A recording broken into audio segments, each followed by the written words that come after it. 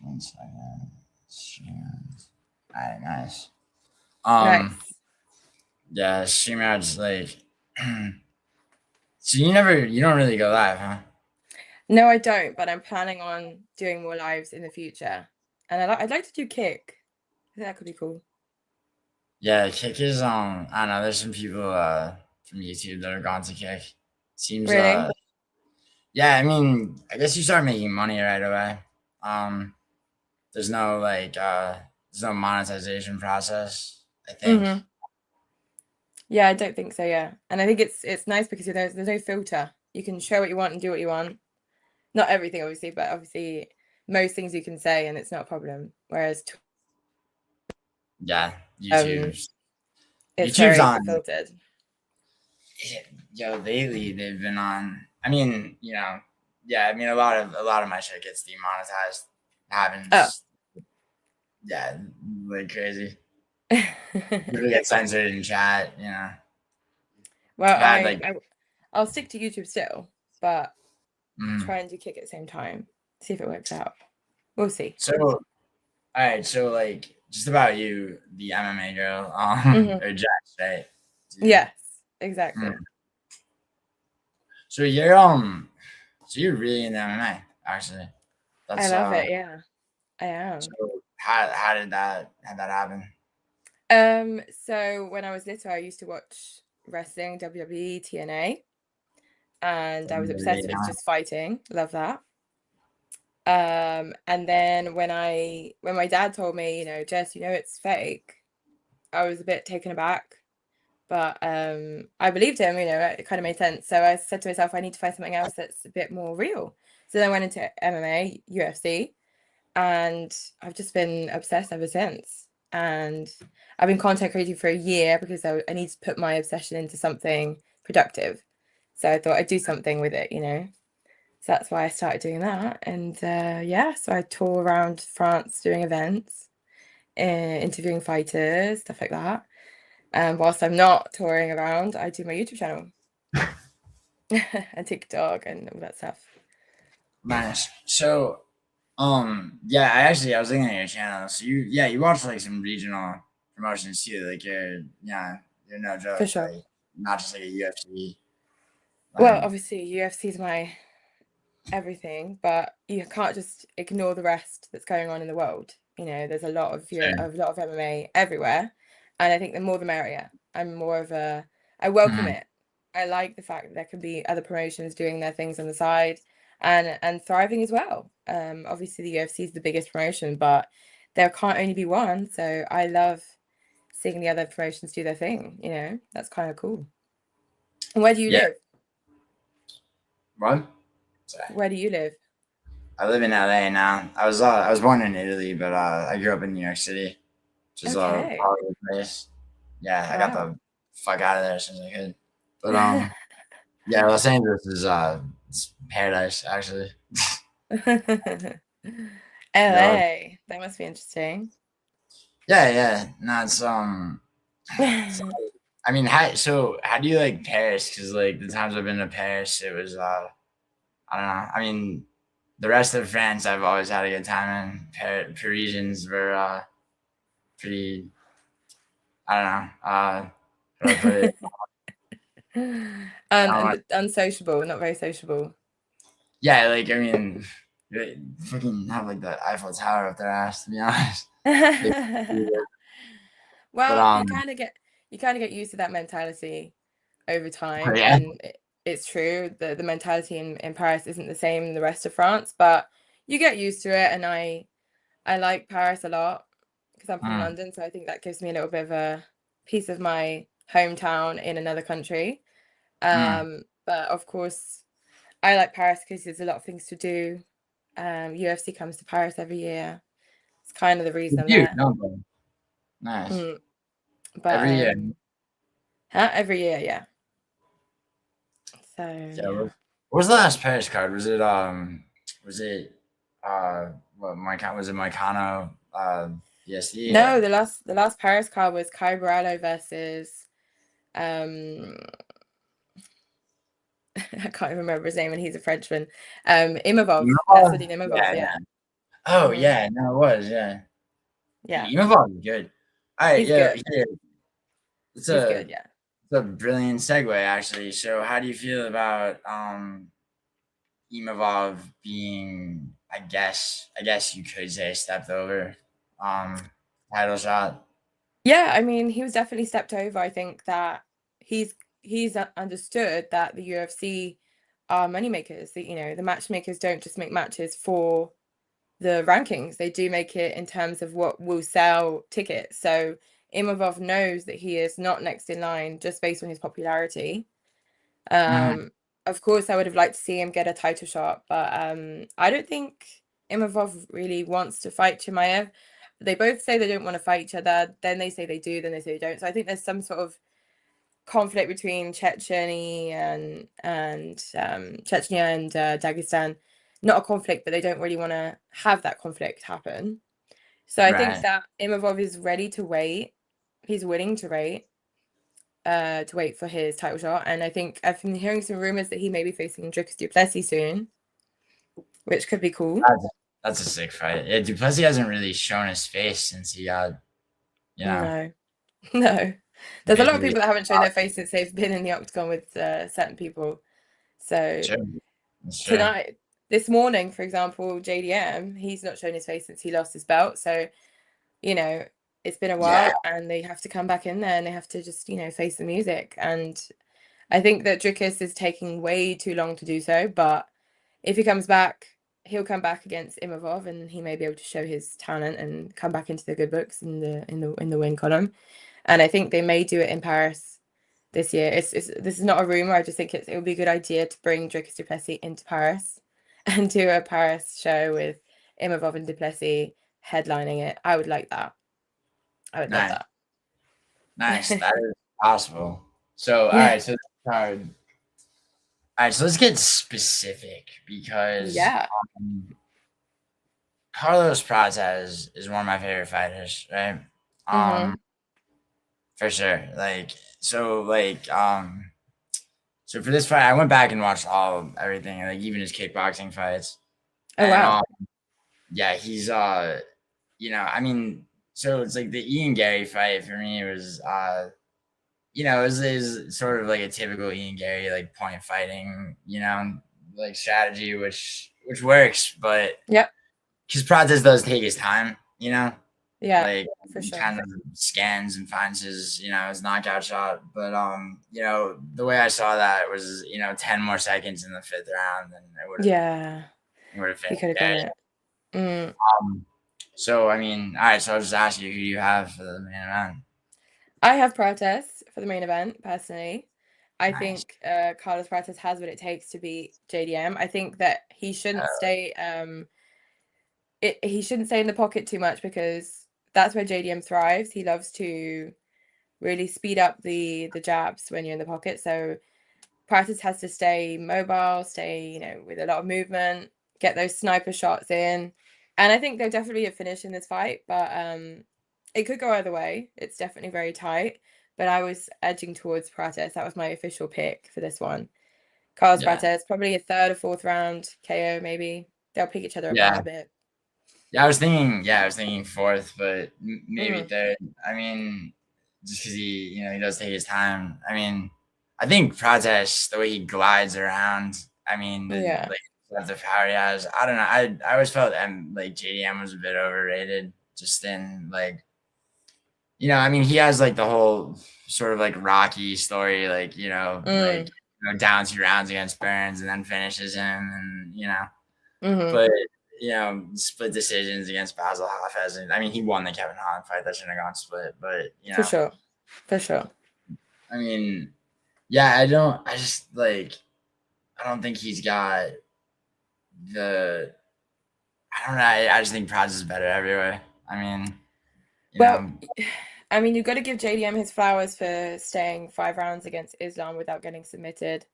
That, we have to take a hat off to him for that. But um, for sure, he may have some parts of his game that are overrated. He's a good striker. He's a very good striker. But sure, I think overall, Carlos Prates is a more well-rounded fighter compared to JDM. Carlos Prates is a striker as well, but he's just got a better package when you take Prates into the octagon compared to JDM. But it's really tough because when you say that, sometimes they go into the octagon and it just does not happen how you could have imagined it. Right. So I'm hoping that Prates will pull out a good win out of the bag. He needs a Yeah, decisive win. He needs a finish to get a title shot for sure. He knows definitely. that. Yeah, I mean, I wish it's like they're acting like it's gonna be him or Morales. I mean, I wish they would do Morales versus Brady to you know, Mm, because that's that like or I'm sorry, Morales versus Gary. He already knocked Brady mm, out. Um, uh, so I mean, the yeah. idea of Gary getting a title shot off of it's like a split Well, decision with Jeff Neal and if exactly if Morales, I think Morales needs another test before he gets a title shot for sure. If Morales, no, sorry, if Carlos loses or doesn't finish JDM, then they'll probably more likely want to give Morales the title shot. But that's what Prates wins because I'd love to see, um, I'd love to see Morales fight Ian Gary to test himself a bit more. That would really be the test that would secure his place as one of the title contenders for sure. I don't think it that would, Morales has done enough, even though he's beat the likes of Gilbert Burns, Sean Brady, people like that. But I think he needs one more little test, and then he'll get a title shot. We'll see. Should be cool. yeah. I also, I agree with everything you just said. I also want to see Ian Gary get knocked out. To be honest, Same for sure. I am the with you ground bell entirely. against Prates came a little bit too early. Um, so, all Yeah. right. So the co-main in this on this Yeah. card. I mean, people seem like they have to. They feel like they have to say, that Beneil has some kind of shot, right? But I mean, there's a guy who's like Beneil's cousin that is in my chat a lot, and you know, Really? yeah, he's also kind of a gambling addict though. Seems Oh. chairhead. He'll show up, but yeah, yeah, no, he's been hitting me with some wishful thinking on Beneil. Just like Sal killed knocked out Hawk Harass with a head kick. I mean, And he took a that, while to get up from that one. oh yeah, yeah. Yeah. I don't know if do you remember the card? It was Saryukian versus Dariush was the main event. And then he knocked him out with just a straight right and like Yeah. nice. Yeah. Yeah, and then the co-main was when Jalen Turner like knocked Bobby Green out and essentially like beat his Mm. corpse up like the late stoppage. It's like I feel Yeah. like this card is like almost. I mean, it's not gonna be a first round knockout. Prates J. I mean, it could be Prates JDM, but it's like that. It's like they're stacking a co-main and main for Yeah. like where it's like the co-main's gonna be outdone by the main for Yeah. For sure. yeah Well, yeah I think that Vanille Darius, you must give him his flowers. This is why the MMA math is just completely crazy because when you look at the fight between Benil Darius and Renato Moicano, you say to yourself, how did Renato Moicano destroy Benoit Saint-Denis in Paris, but then go on to losing to Benil Darius in what was the most lackluster fight, and then go on to strangle Chris Duncan at the Apex? That it just doesn't make sense. But I was not yeah expecting Chris Duncan to lose that fight against Renato Moicano. Renato Moicano showed us the same dog in him that beat Benoit Saint-Denis. But when he faced Benil Dariush, it was a whole other story. I don't know what happened in that fight. So I said to myself, Benil Dariush, you shouldn't write him off that quickly. That means. But, you saw what happened to Benil Dariush against Benoit Saint-Denis, 16-second knockout. It doesn't make sense, but it just makes sense at the same time. So this could go either way. I think this could go further than we think. I don't think Salka will finish Benil in the first, personally. really No, I think Benil Darius knows that's what he's going to try and do. So Benil's going to obviously watch out for that as much as possible. I don't think Benil was expecting Benoit Saint-Denis to knock him out that quickly. So I don't think he went into that fight with that same, I need to be careful because he's going to try and knock me out in the first 30 seconds. Whereas I think he right knows now. He's been shipped over to Perth. in Kid and Salkill's home country to be used as bait again to, promote this new rising star. So he needs to hold on a bit. I think Right. he'll Saying, hold he on. knows he's like a stepping stone, right? Mm-hmm. Yeah, I mean, that's happened. It has happened. Fights I could think of would be like, I mean, so you could say Morcano versus Duncan, like Gregory Rodriguez versus Cannonier would be Yep. one. Where old timers not on, But Yeah. I It doesn't. mean, I mean, sorry, old timers aren't always the losers in these fights, but this is nah. the goal of this fight is to. Oh shit, yeah, your audio went out. Yo, your audio went out. Damn, is that me? No, it's not me.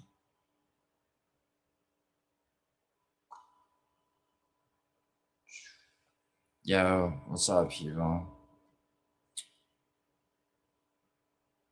Did I get an audio fix? Oh, there you Oh, go. I don't know what happened there. I was just saying, I don't know what happened.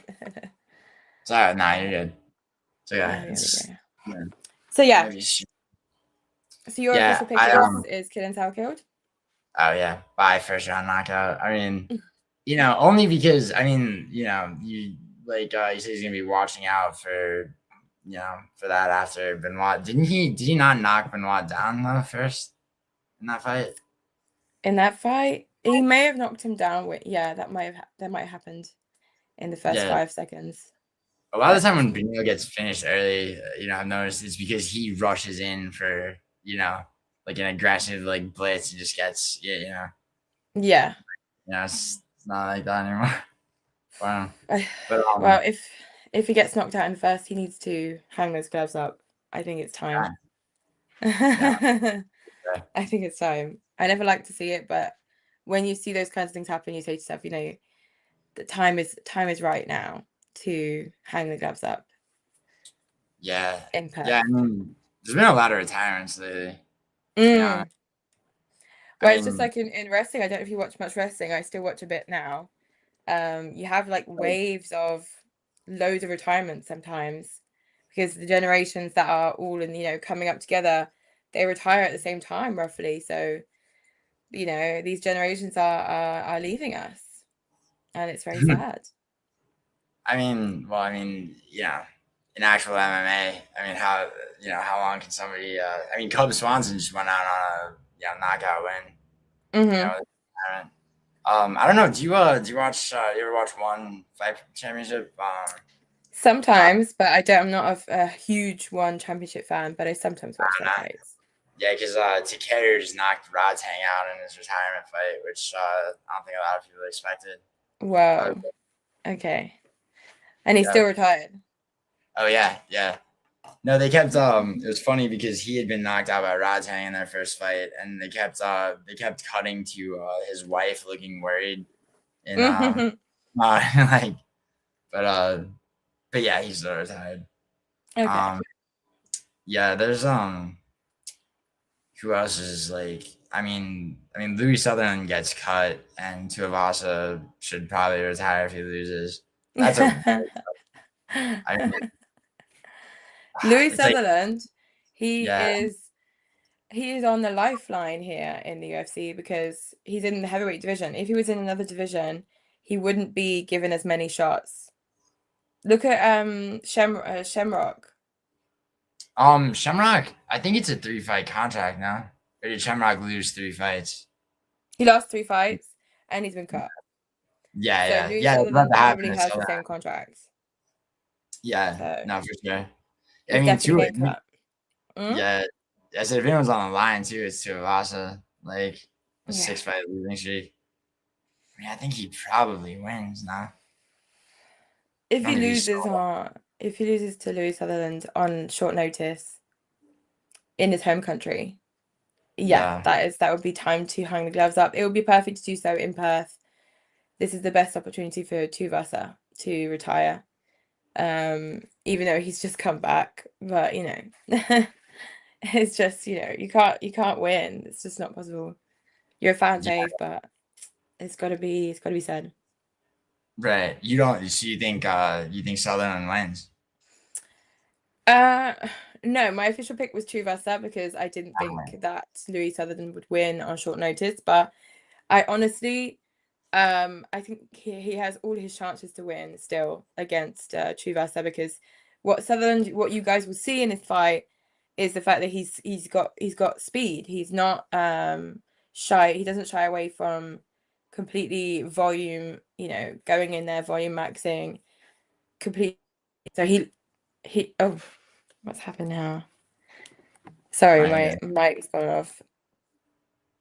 Can you hear? You're Um, so yeah. I don't Beyond good. think You have a kind of stuff. I don't think that Louis Southern will give Tuvasa a good time of it. It will be a hard time, but that's when I think in the later rounds, Tuvasa may be able to pick up the points and get the UD. I think this will finish by UD, if I'm honest. Mhm. For Tai Tuvasa, but if Louis Southern wins, I wouldn't be surprised. And who's your Interesting. official pick for this one? Tuivasa by second or third round knockout, because the way I see it is like, it's like he wasn't losing to nobody's, Ciro Yeah, gone, for sure. Paul Pavlovich, Spivak, Spivak's on like a downward spiral too, but Mm, he's not unfortunately. absolute trash, and like, No. and then Rosenstrike couldn't finish him. That was a split because of one corrupt judge, but even still, like, and then, Mm. and then he had a round against Tazan Teixeira, you know? That was Yeah, horrible. yeah, that was a terrible fight. Horrible to watch. That was a terrible fight for sure. But I mean, if I'm gonna, like Louis, what I see is Louis Sutherland, kind of goes like ape shit in the first round, but can't finish Tuivasa, and Hmm. then gasses, and then Tuivasa just because, like power is the last thing to go. You know what I mean? Hmm. Like For sure. Tuivasa, it's like that's why I say it's like he could only be so washed, right? He'll never not strike with a certain level of power. And Yeah, you're Louis Sutherland just gassing completely. You're not gonna be able to defend yourself. So I can see that happening for sure. It's a good theory. Someone said that, when Tuivasa fought Cyril Gane in France and he scored a knockdown on Cyril, yeah, everyone was saying, France, no, sorry, someone was saying that he was that close to fighting John Jones. Because if he'd have actually beat Cyril, maybe that it would have been Tai Tuivasa versus John Jones. And I was like, yeah, imagine that would have happened. That would have just been I mean, ridiculous. But that would have been rough. Too. But you're right in saying what you say about Chuvasa. He's the power's the last thing to go, and he's still got it. So yeah, he just needs to. I feel like his punching is not precise enough. He'll throw a lot of jabs in the air. I hope he's worked on that in his camp. He mhm. needs to break the streak. So he's got the back against his wall, his back against the wall. He needs that win now. So I think he may put it off. I put Chuvasa, but I put. Oh, hang on. There we go. What do you think of 'cause there was a few issues this morning I saw with the Brando Pericic fight, Shamil Gaziev. The line in the betting line for Brando changed completely Yeah. overnight. Well, What do you think of that? that okay. So I mean, I was about to get a little pretentious and say as a professional gambler, and then I realized you don't need to be a professional gambler. And so what happens? The odds makers that set the odds. This is why predictions markets like Polymarket and everything are Hmm. becoming popular, because odds makers, they don't set lines by attempting to be the most accurate. They set Hmm. lines on what they think is going to make the most people bet, because like unlike the house that obviously wants you to lose, right? The odds makers don't care if you win or lose. They get Yeah. paid out what's called the vig, which is money that's paid on percentage by casinos, betting sites, all of it, right? Hmm. um and it's based on how many people bet. So Yeah. they'll set, for example, you'll see a lot of WMMA fights with these like drastic lines. You'll see like minus 1,500 favorites, because they Yeah. know that like, they understand the psychology of most people that are gambling. So, Mhm. they know that a lot of people think a WMMA fight, regardless of who's fighting, is a toss up. So they know that a lot of gamblers will see like the plus 850 on the other side Mhm. and on that, right? Yeah. Obviously that's like some gambler's fallacy bullshit, but in this fight, right, they opened Shamil as an underdog, I think. And Yeah, for sure. and so a lot of people are thinking like, Brando Perisic, he's beating Louis Sutherland, and who's the other one, Mhm. Elite Ellison. Yeah. Yeah. And that he's about to go up against Shamil and probably lose, or that there's enough chance of that, which is a very flawed way to bet. There's enough chance of that, so they're going to take the plus money. So you have a lot of money going in one way, which Mhm. that is the line. And Yeah, most people bet at the last minute. So, yeah. for sure. Well, there was some rumors that they don't know anything about what's happened, but he may have had a bad cut. There may be something going on behind the scenes that has made the lines change. But I'm seeing I don't know what could be happening behind the scenes, but I just don't see Brando losing against Gaziev. Yeah, it's hard to see. I mean, Gaziev has knockout power, but he's got cardio for like maybe a round and a half. Yeah. Yeah. Maximum round and a half, yeah. Also, Gaziev is very big too. Paris is just Mm. bigger with like an inch of reach. Gaziev, I had someone trying to tell me that Gaziev has better grappling, and it's just like, it's, they Nah. it's just somebody trying to justify taking an underdog because they want to, they see the plus money line. I'm all for underdogs. I sometimes bet on underdogs. I like betting on underdogs, but you can't be unrealistic as well. Right. So, okay. Yeah. I'm sorry. Go ahead. No. It would surprise me so much if Gaziev won that fight, and I don't see it happening. But you Mm. never know. It's possible, but yeah, I don't think so. All right. That is Speaking of viable underdogs, damn segue game. Mhm. Tim Elliott. Yeah, Tim Elliott is so honestly, okay, so about this fight, right? On Tim Elliott's end, like, last like 5 or 6 fights, he was sold by Muhammad Makayev, who's like, despite like a lot of behind the scenes bullshit from him, he Mhm. really was like probably deserving of a title shot at flyweight, Oh yeah, for you sure. know? And yeah, and he wound up getting cut because yeah, because his style was boring. I've heard a bunch of shit about him yelling at nutritionists and like, just like a bunch of Oh, like, I didn't yeah, know he was like that. Okay. yeah. And you can kind of tell by that post fight speech against Mhm. after Cop, Mm. thinking crowd on his side and everything. But anyway, Tim Elliott though, yeah. So he lost by sub to Makayev, but other than that, you're subbing Sumaderzi, the way he fought Kaya Sakura, like, it was like one of the most mystifying things I've ever like. Mm. It's like Tim Elliott game plans for his specific opponent like better than you know the way you wish like a lot of people would have, the way you wish like Pimlet would have for Gaethje, grappling more, and a lot of shit like Mhm. that. But Yeah. you know, Well, my official pick was Tim Elliott because I don't I know. just think he's so good. He's so good. Yeah, We've seen him so many times in situations where he's the underdog and he wins. I really think he has more things to pull out of his bag than a Steve Erceg has. I'm not saying Erceg is bad, but I think that Tim Elliott's more dynamic, and I don't see Tim Elliott losing to Steve Erceg. Honestly, I can't imagine it happening. So, I'm full underdog on this one for Tim, even though he's on enemy territory. But that's my official pick. Have you picked Steve Erceg in this one? No. Elliott, nah, no, I just glazed Steve. I just glazed Tim Elliott. No, Steve, you said you don't think Steve Erceg is bad, so like No. I think honestly, he knocked out goddamn Matt Schnell. Like Mm-hmm. it's like, Matt Schnell, he beat Jimmy Flick after that, I think. Like, so if you're not Jimmy Flick, match style, and it's match style is not a hard opponent to get like a highlight reel finish Yeah. off.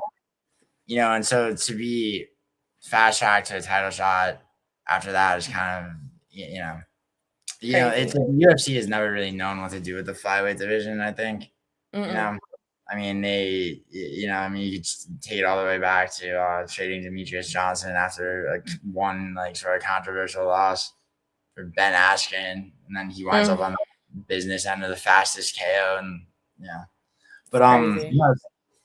that was stupid ass man. But I mean, Yeah. Yeah, very stupid. but Glad they inducted Mighty Mouse into Hall of Fame, by the way. sure, Finally. I guess, yeah. Yeah, I mean, like what good does that really do him now? But I mean, but anyway, I mean, Urseg, so it's like the people act like he almost beat Pantoja. I think Pantoja, when he first became champion, fought very cautiously. When he was picking guys left and right on the way to the belts. Which is why I think they put Kai Asakura. They just gave him a title shot immediately. Yeah. Because that fight, that's a opponent that would make Pantoja fight in an exciting way or get knocked out. For sure. But after that, I mean, Ursig lost to pretty washed Moreno. And He then got knocked out by Kai Kara France, if I'm not mistaken. yeah, in between, you're right, yeah. Crazy. That was crazy. That was yeah, and then he almost lost to Ode Osborne.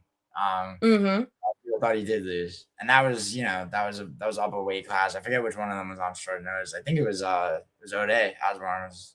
Yeah, I don't think. Yeah. But Yeah, that it just goes to show style makes a fight. And when you look at Kai Kara France versus Pantoja compared to Steve versus Pantoja, they're completely different fights. When you put those guys together, Kai Kara France knocks out Steve Erzik. So I think Steve has a fighting style that depends on his opponent entirely, to see if he's got any chance of having success or not in the fight. And against Tim Elliott, I don't see him getting much success in that fight. Honestly, I don't see it happening. yeah. Tim's just better, well-rounded. Yeah, and I mean, it's like one of them game plans very specifically. The other one really doesn't. I think Tim Elliott, it's like one of the first things that you see about him, especially in his recent fights, is that one of the first things he does is understand like the strengths of his opponent. So it's like keeping keeping Kai Asakura away from him was like, with the weird way he was kicking. Like that was keeping him at range, and waiting to figure out a takedown and submission. Yeah. Knowing that he was like a very dangerous kickboxer, but that he's fucked on the ground. Yeah. Yeah, that was pretty on point. So it's like, I mean, Urzeg's good in range. He has, he has a good, in the pocket too. But yeah, I mean, doesn't have the best chin. Obviously, this guy got run. Yeah, glass chin now.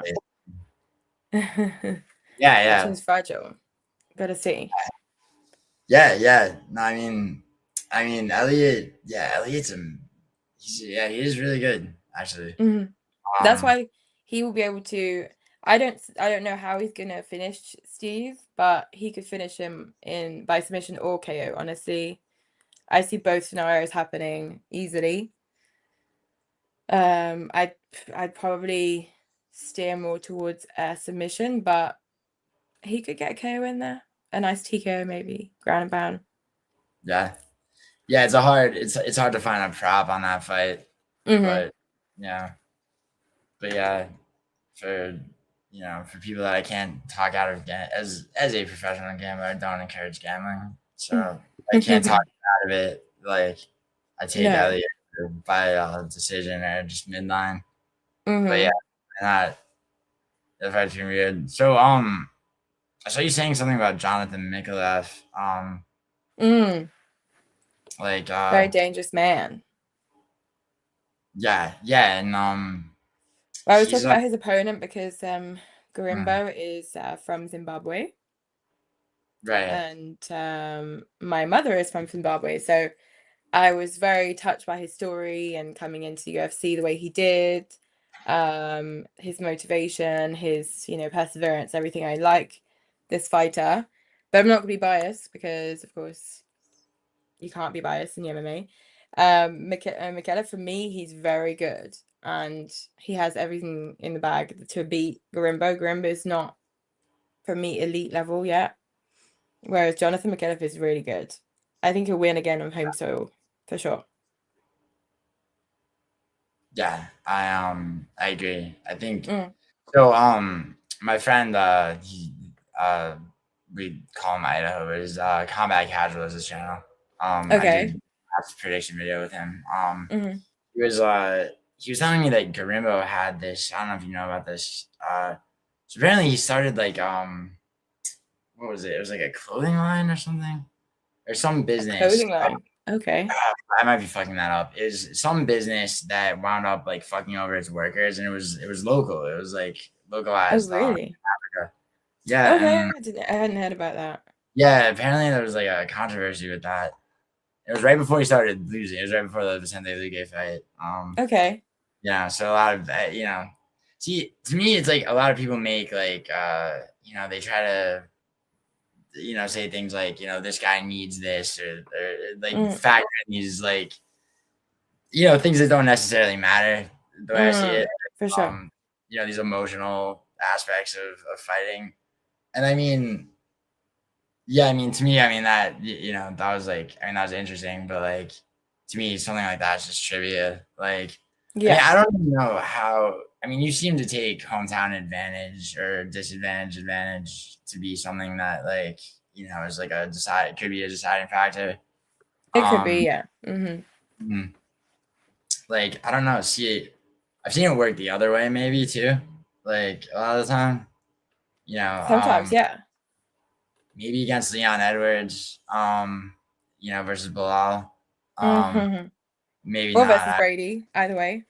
Yeah, yeah. I mean, I don't know. Leon to me, I mean, she's like, is he that? See, that's a fighter too, where it's like, is he done? Like, or is he just Is he flying? done? Yeah. I Yeah. mean, it's like Brady. They're very dangerous, like submission game. I mean, Morales made him look terrible, but I think he probably Hmm. just. Yeah. I mean, and then obviously Carlos Prates. The Uh, Carlos it's Prates will knock you out if you've never been knocked out before. Just yeah, exactly. And there was a pattern between welterweights losing their belt.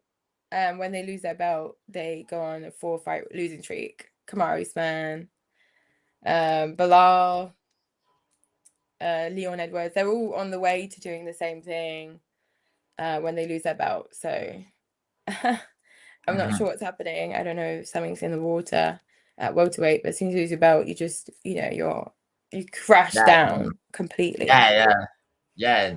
No, it's true for sure. I mean, who's the last? Like, I mean, Kamaru was probably the last dominant champion, right? Hmm. And Yeah, they've never had a champion keep the belt after winning, apart from obviously Leon winning his rematch against Kamaru, but he could yeah. never keep his And belt then longer. Covington. Yeah, Bilal Muhammad, his title run just was useless, unfortunately. JDM, sorry, but yours too. yeah. Um, Fucking Islam came to town. I mean, that was such a I mean, I don't know. It's like a lot of the people that are taking JDM in this fight were the same ones trying to tell me that he had a shot against Islam. I mean, going in, that was just not possible. You no, know? no shot. Mm. It's like Chimaev, sorry, but Hamzat has not met his match, and he probably will never. And Islam Makhachev is probably the same. They won't meet their match. Someone needs to come in there, new fresh blood, and try and dominate an Islam Makhachev or a Hamza Chimaev. But I honestly think Strickland has a shot. I took Strickland against Hernandez, and hmm like a lot of people didn't see it for him. I mean, most people didn't. no, I picked Fluffy because I didn't see Strickland winning like that. But I was She's sad. I was sad. oh yeah. That's I bad. mean, Strickland.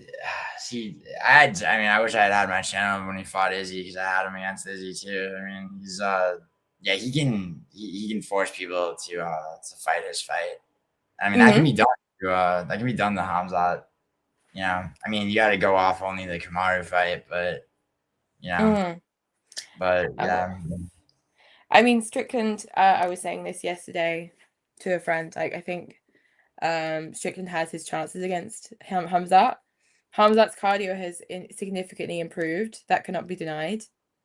mm, So for those who would want to say Strickland's, going to be able to gas him out in the third or the fourth and get a finish, I think we're less likely gonna see Hamzat lose cardio right now because he's really in a peak position in his career. But he has, I don't give 100% to Hamzat. I think that Strickland has maybe I would say 15% chance for winning that fight. I would say, and I'd love to see it. By the way.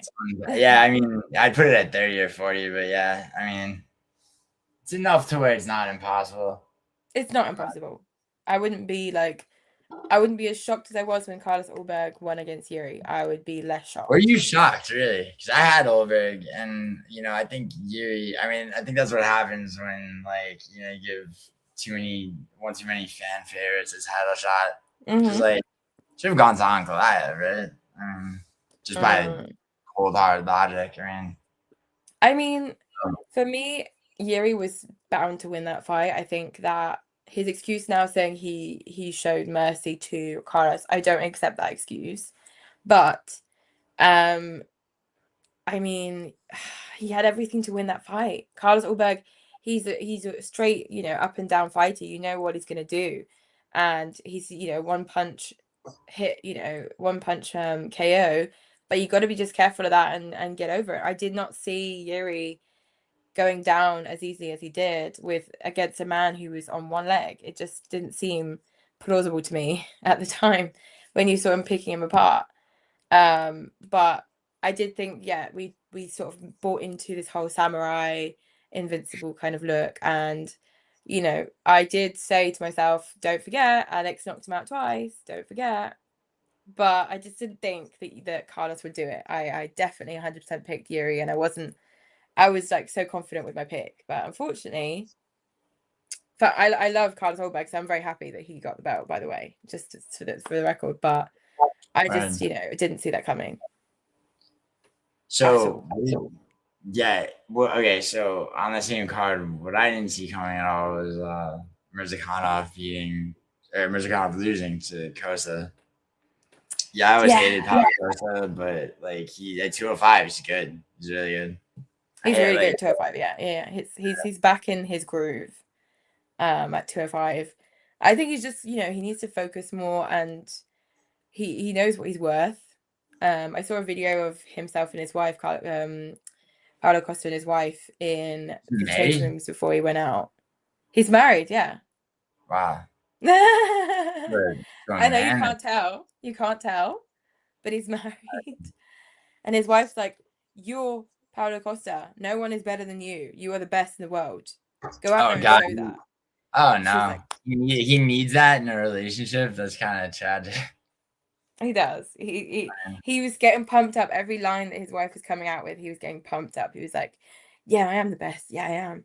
I'm going to prove I'm the best." And he did, and I'm really happy for him. But he needs to stay focused on winning, and he's on a good streak now, so he needs to just stay focused. That's his main Achilles heel at Paulo Costa, is staying focused. Really? Damn, where were you? Where were you when he fought? Well, fuck. I mean, Whitaker, or you know, any guy. Or Izzy, I where mean, were yeah. you? Starting with it. Yeah. Is he like recent? I don't know. At least, yeah. At least he's married to a woman. I would have sworn the opposite, but nah. But, no, he's yeah. No, he's I don't know. I mean, he seemed to be angry, like yeah, Hmm. Yeah. like which I mean, yeah, if that works for you, that's Hmm. what I mean.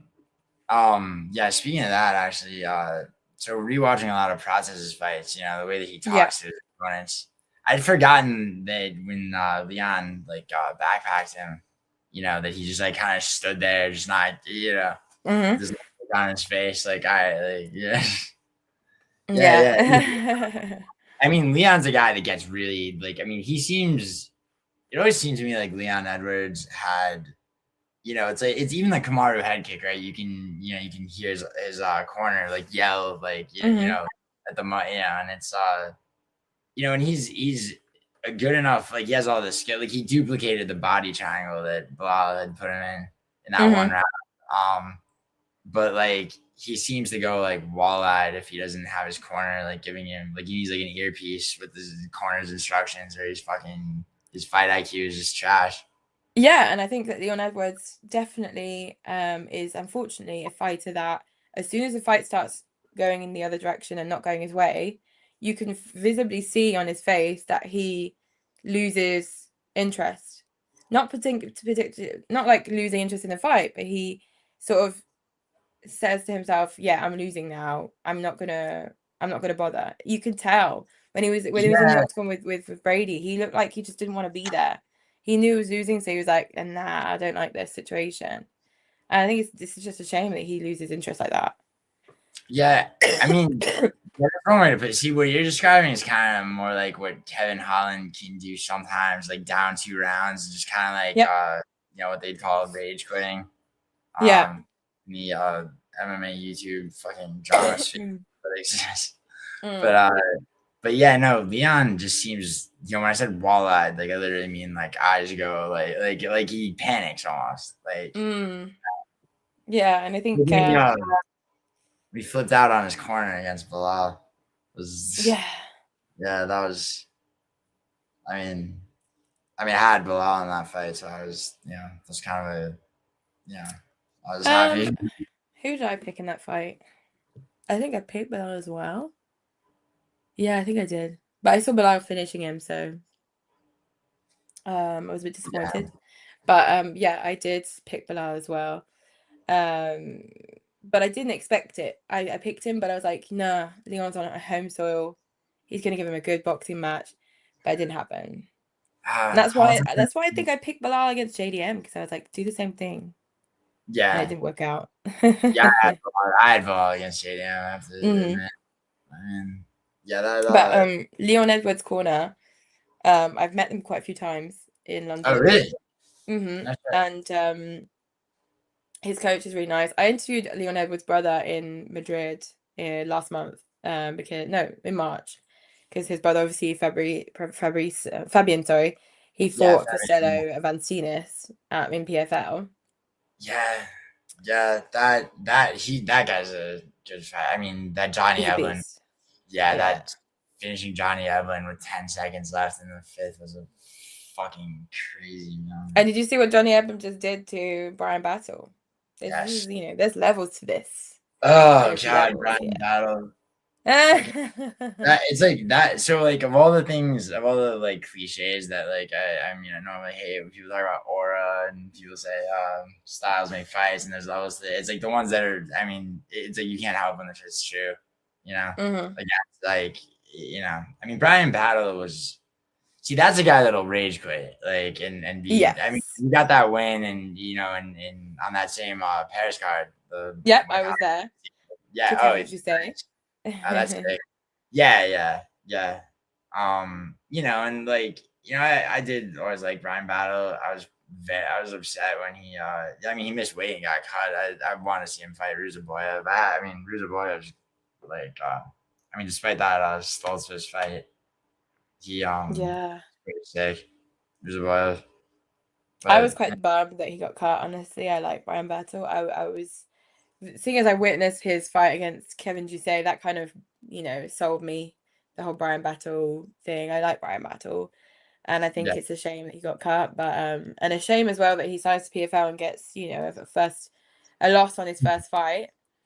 But for me, his speech in France was like, he was aura farming for sure, and it worked for me. Mm. But and he got fined for it. he got fined for it because he was, you know, flipping off the crowd.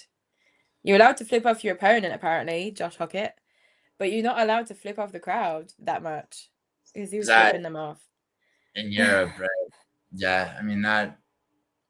As a dual citizen of Italy and the United States, I will say the First Amendment is one of the few things that used the Ryan Battle's got to be a pain in the ass behind the scenes, though, right? He must be awful, yeah. I'm sorry. Love you, Brian, but you must be really hard to deal with. Yeah, I And his wonder. girlfriend's pregnant. He's expecting a child again. Jesus, uh, dude, that guy's temper, like, oh my god, probably shouldn't have children. I don't know how many he has, but I've already seen a lot of his like snaps and stuff. I think he already has kids with someone else.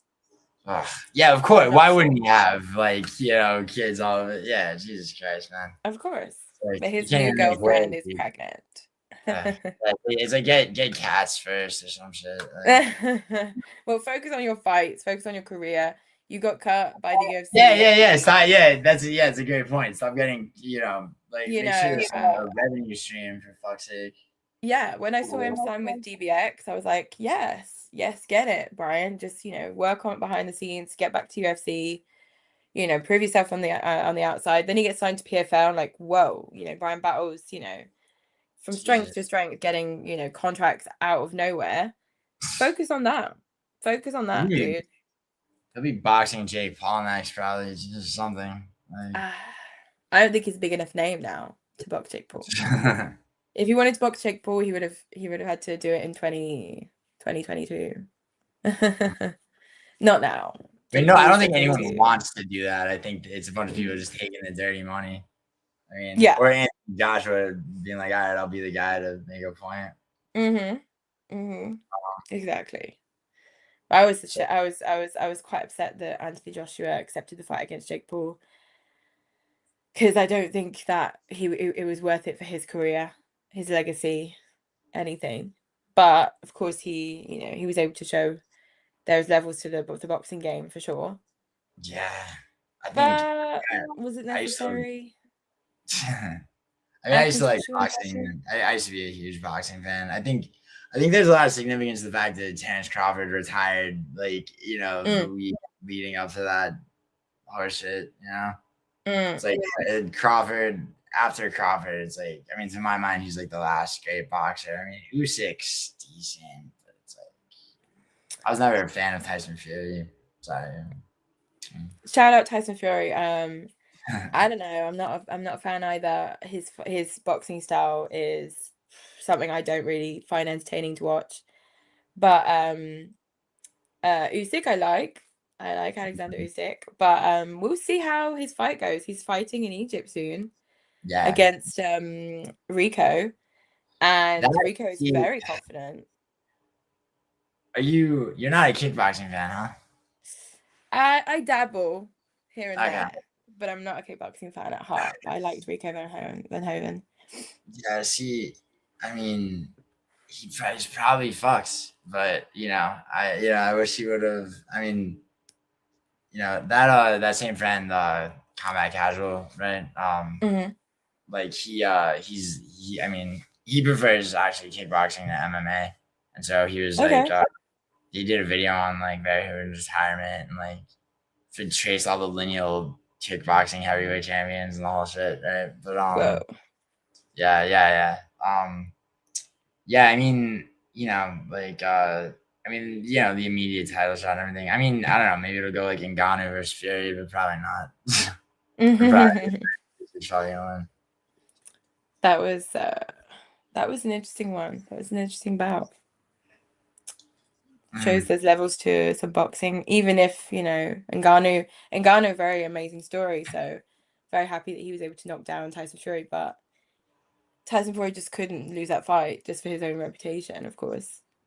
Right. But I think that's what sort of pushed him to get into a little bit of a depression. He was depressed for a while, Tyson Fury, and he was starting to question himself. He retired, then he came out of retirement. Now he's won. Now he wants Anthony Joshua.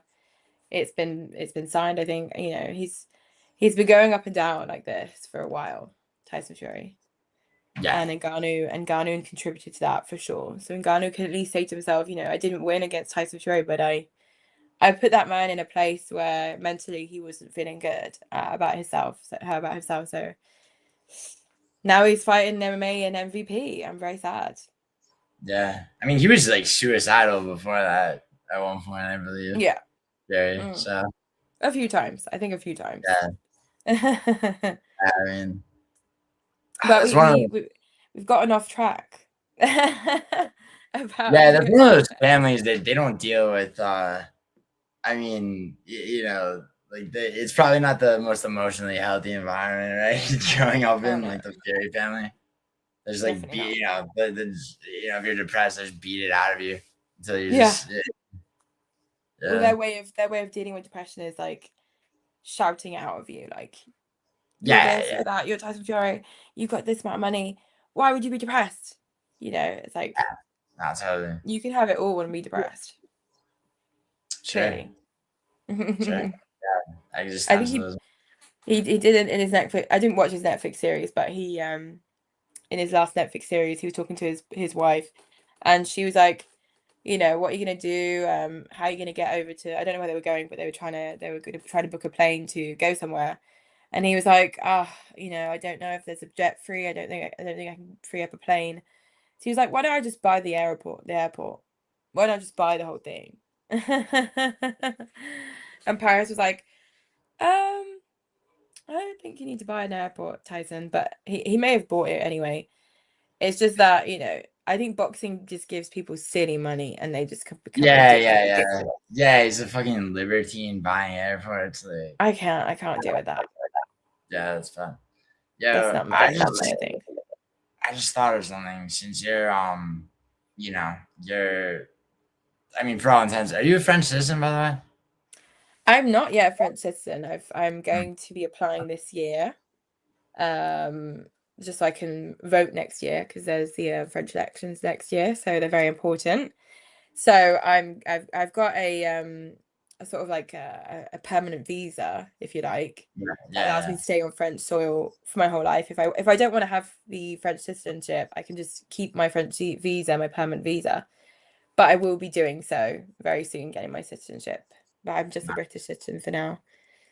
Well, yeah, I was asking because so like this is one of those things that's been like talked to death in like most like circles, but since you're basically for all intents and purposes both French and British, Mm. how do you feel about Cyril Gahn versus Aspinall and like the whole Um, IPO controversy and everything?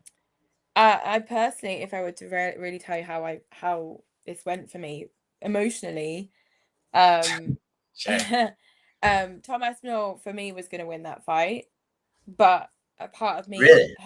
had always wanted Cyril Gahn to win against Tom Aspinall, and even though we didn't see much of it, the little half a round that we saw between Cyril and Tom proved a lot of things, and it was the biggest shame in one of the biggest shames in UFC history to not be able to see that fight go to its fruition, go to fruition.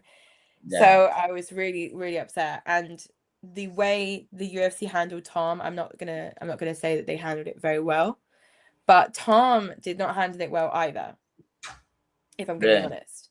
The eye poking is one thing, and it's definitely something to improve on for anyone. Cyril needs to work on that. Alex Pereira may come in with eye protection for his fight, maybe. But Cyril knows he made a mistake. Those saying that he cheated and deliberately eye poked Tom Aspinall, that's crazy. You cannot think that because he had a lot to lose in that fight as well. So there's no way he would have deliberately eye poked Tom Aspinall to put him on the bench to get an interim title fight. That's not what Cyril Gahn was thinking at the time. I've been to Cyril Gahn's gym quite a few times. I've seen him train.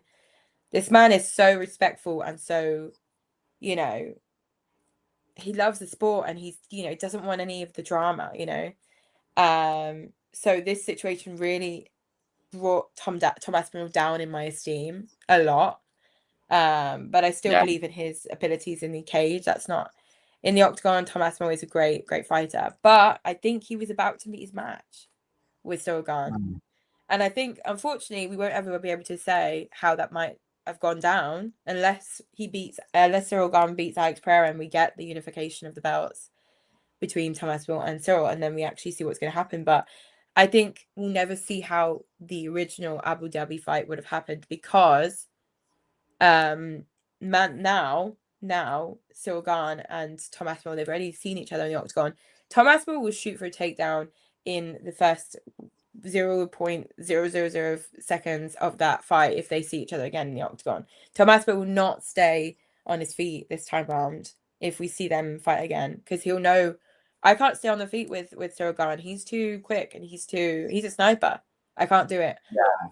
So I think it's a shame because he knows that now, and I think I would have liked to see if Tom was able to get knocked out by Cyril before Tom realized I need to take him down. Now that he knows that Cyril's too good on the feet, he'll just know that he has to take him down straight away, and that's what's annoying to me. That we will never have actually seen how the fight in Abu Dhabi would have gone down. That's so bad, so sad. Sure. So you don't think Cyril Gane beats Alex Pereira? Oh, I do. Nice. Me too. Nice. That I do, because this is a really bad matchup for Alex Pereira. Whether or not Alex Pereira I've been trying to tell people that they don't listen. But it's a bad matchup for him. It's a bad matchup. It's not going to go his way. I don't see it going down quickly. I don't see him getting knocked out in the first round or two. But I think Cyril Gane will be a real problem for Alex Pereira, sorry. And it won't go the way the Peloton fans want it to. I don't think. Yeah, I think that's true. I think that a lot of Pereira's power is gonna be, if he lands that left hook on Gane and wobbles him, and then Gane's still standing, he's gonna be, and I mean, Gane's Muay Thai and striking, the way he rhythmically breaks people down. I think a lot, and the fact, if he needs to, he can wrestle and grapple. Yeah, and the sum of Pereira's takedown, the sum of Pereira's grappling is always going to be takedown defense. The way I look at it, they're both, they've got advantages both in their respective strengths, and they both come from a kickboxing background. They've got similarities, but when you look at how Alex Pereira, I can't even rewatch that fight, but when Alex Pereira pieced apart Khalil Roundtree, that was too emotionally difficult for me to watch again. So Roundtree actually, Roundtree's very technical. That was Pereira wasn't necessarily 100% in that fight. Short notice, and that year he was the UFC's guy. And he was too active. Yeah. Compared, both. Sorry, go ahead. The height difference between Khalil Roundtree and Pereira was to Pereira's advantage. And the height difference between Khalil and Cyril, there's a huge difference here. We're talking about someone who is towering over Khalil Roundtree. Alex Pereira would not be towering over Cyril Gane. No, yeah, Cyril Gane's 6'5", and they bill him as 6'4" for whatever reason. He's got a reach advantage too. He's got Muay Thai. Pereira was a kickboxer. Cyril Gane's been a Tiger Muay Thai for a long time. Khalil's a Muay Thai fighter too. He's very technical. Gane's a little bit more creative, I think. Khalil needs to work on that cardio. He needs to work on staying active. I think his fight with Jamal was great, but that was an easy pick for me because Jamal's very sloppy. He's very he's very sloppy. Khalil's very technical, and Jamal gasses himself out, lobbing overhands and and you can obviously say that Khalil had a real game plan in that fight. He planned every round. He was like, I'm going to do this. I'm going to do this. I'm going to break him down. I'm going to get points this way, that way. So it wasn't the most entertaining fight to watch, that's for sure, in Baku. But he had that technicality, and he worked on that, and he used it to his advantage because he said to himself, I'm facing someone who is the opposite of technical. So I'm just going to break him down with my technicality. Khalil obviously coming in with that fight with Alex, that was just a whole nother story because technical or not, when he's getting beat on like that, when he was beat on by Yuri, he just gasses out and he loses concentration. He gets less technical as the rounds go, and I Is that can't what watch you think any fight happened where, to you? huh? Right. Is that what you think happened to you? Do you? I mean, because I Yeah, mean, you're you thought Yuri was gonna beat Ulrich. I mean, Yuri always has to take some damage, yeah, before he he, does. yeah, and like, and Khalil was damaging him a lot until the third round, Yeah, Khalil, I'm not going to take anything away from him. Khalil, he's a killer and he's very violent. I saw a so, compilation of Khalil's wins and they were like describing his fighting style like if you owed him money, all his opponents owed him money. So he's so violent. I love his fighting style.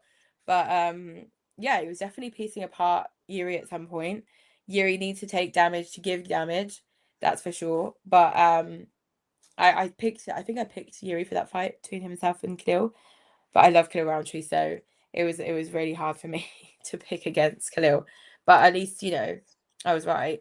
But it's for fatigue. I think he deals with fatigue not very well. But I don't know who he'll fight next, Khalil Roundtree. But he's been training with Hamza a lot. He's been going to the lab with Coach Cal. I don't know if you watch any of those stories and stuff, but Coach Cal, he sometimes, trains Aaron Pico, he trains Armin Sarukin, he trains Hamza Chimaev, and he's just, they've just referred Khalil Roundtree to Coach Cal. So Coach Cal is now training Khalil Roundtree. This is going to change Khalil Roundtree for sure.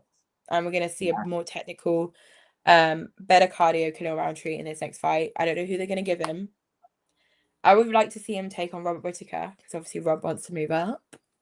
yeah. If that happens, if Whitaker moves up, they should, it should be Khalil or maybe like a Dominic. I'd like to see Costa fight Dominic Reyes, to be honest. Yeah. Um, I'd like that to would see be, Costa fight and Kalaev because he's figured out the Russian system. So go ahead. yeah, I guess. I mean, I don't know.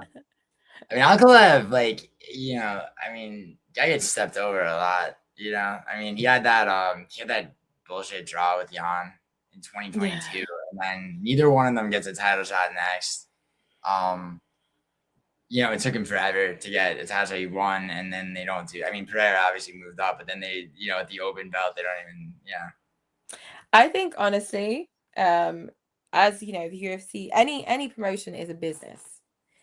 Oh, of Um, course. Yeah. No, I mean, you I'm not naive need about it. It's just, when you're a fighter, you need some level of media training, some level of um a way to present yourself to the audience that will get your numbers up because Ankalaev has definitely not been focused on that. And he doesn't have a personality that is easily likable. So Islam, for example, Islam doesn't care what people think about him, but the way he is makes people like him.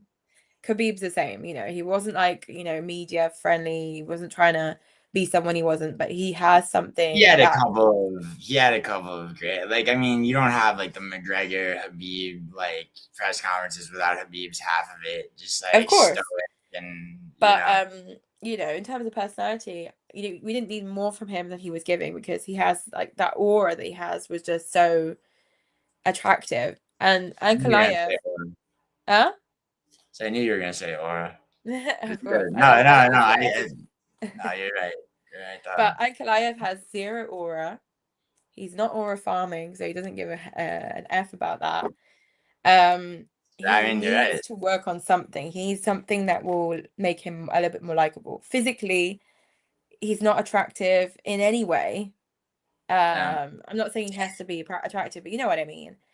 There's just nothing that draws fans to him. So the UFC don't want to use him that often, and they don't like it. And you saw Dana White's face when he wrapped the belt around his waist. He was Yeah. like, "Man, why am I doing this? Yeah. Why couldn't you win, Yeah. Alex? What the hell?" Yeah. I mean, yeah, it's sad. I mean, yeah, no, you're not wrong at all. But yeah, I mean, everybody loves or they used to love your fans are so fickle, I So guess. fickle. Yeah, a lot of people turn on him now. How do people feel about Lerone losing in the UK? In the UK, I am pissed, but not even they don't. There's nothing really. I've not heard anything negative about Lerone Murphy because, of course, there are some fighters you lose to that don't remove your fan base because losing to someone like Evloev doesn't really count in terms of he's lost all his aura, he's lost all of his strength, he's lost all of his his hype because people love Lerone Murphy for who he is, and I think he hasn't lost any fans or anything. People still love him. Going 5 rounds with Evloev, not easy to do. He did it. He didn't get what he wanted in his home country. That's not a big deal. He'll come back. Lerone Murphy's still in the good books with everyone, I think. nice. I think. Um, I like Lerone Murphy, but yeah, Evloev, boring. yeah, yeah. What do you think of his striking in that fight? Because I think I thought he won the second round, just on the feet against the round. Evloev. Yeah, yeah. Yeah, for sure. I think he pieced him apart in the second round for sure. I think it would have been better he stay on the feet because he was able to dominate in the striking department still. And we would have seen a different fight altogether. But I think he knew that if he would have stood toe to toe with Lerone Murphy too long, that wouldn't have Mm. been a good idea. Oh yeah, But of course. I would have liked to see more of that for sure. 100%. But funny story, I was watching that fight in waiting for my flight back from Madrid. I was in the airport with my phone watching that fight, and I was like, I'd watched the whole card from start to finish in the airport waiting for my flight. And so I was a little disappointed that it ended up like that, honestly. There were some disappointing moments at UFC London this year. I've been to Madrid. Um, What were you doing in Madrid? I was there with PFL, with PFL Madrid. Oh, nice. Yeah, Hmm. you really are. Okay, yeah. Yeah, you're no joke. Okay. Nice. But I've got to go now. I've got to Yeah, go you to do. work. So that. Alright. Yo, um, the MMA girl. Your yes. channel link is pinned in the chat. So everybody, she knows her shit. Yeah. Like, I mean, yo, it's been a good time. Thank you for Carlos having me. Prates, for sure. Carlos PRATES, everyone. Carlos PRATES. Carlos, Yeah, my if I just go, let me just tell you my official picks and then I'll hop go off for it. Go just for to it. go. So of course I said Tai Tuivasa, UD for me. Brando Pericic, second round KO. Rahiki, first or second Yeah. round KO. Tim Elliott, third round submission or UD. And Kill and Sal killed, second or third round KO. And Carlos Prates, third or fourth round KO. That are my official picks for the main card of UFC Yeah. Perth in Australia. Yeah, I agree with all those except I have Tuivasa by second, third round TKO and Sal killed by first, which might be a little overzealous on my end, but It may um, not be. We may see some surprises. Who knows? yeah, yeah, We have to do this again. It's a nice start time for me to do a yeah, stream before the card. That's cool, it's on a Saturday morning for me. But we'll have for to do sure. this again before another card at some time. Absolutely, yeah. I wasn't joking when I said I had a sleep disorder, so I'm pretty flexible actually with it being 9 hours ahead. But Okay. but yeah, take it easy. Okay. Thank you, everyone. Thank you very much. And we'll see each other soon. Yeah, definitely. I'll be live Hang for the on. fight. Yeah, I Peace. need to know how to get out of this because I'm not sure. Oh, here we I'll go. show you. Let me show you. Bye. Hmm.